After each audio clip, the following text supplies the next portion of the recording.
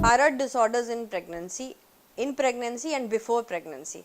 Like any female who is suffering from thyroid disorder, not only female, if males are also suffering from any thyroid problem, then it definitely is a matter of concern, and people should get themselves checked up before they are landing up, before or after they land up in any of the clinics.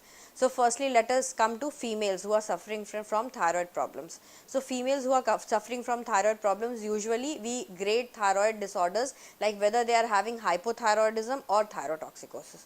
So and then we need to see that whether it is due to deficiency, due to some autoimmune problems. So we need to diagnose the female by doing some blood investigations and ultrasonography of the thyroid gland, as well as after that we do send the patient to endocrinologist to check for if there is any other problem. So they do many nuclear uptake tests also for the thyroid gland.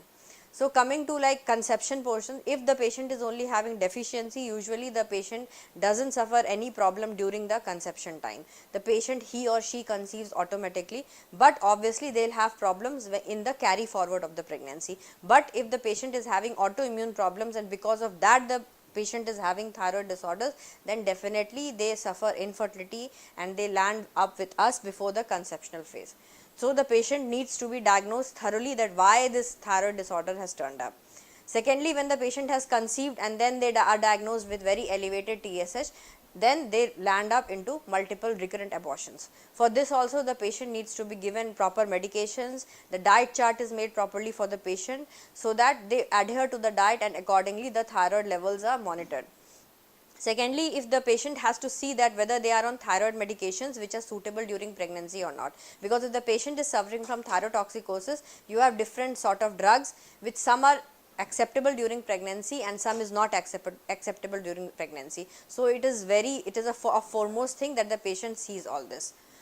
So these are some of the problems. And thirdly, the child also can have thyroid disorders. So congenital hypothyroidism can happen in the child if the thyroid is not well controlled. So thyroid is a very important organ that is responsible for the in the reproductive age group, and you should be very particular that you should have a proper thyroid levels. In males also, in many cases patients who are having abnormal sperm count, they also have increased or decreased thyroid levels, and they are also having autoimmune problems. That is also one of the causes that they are suffering from infertility.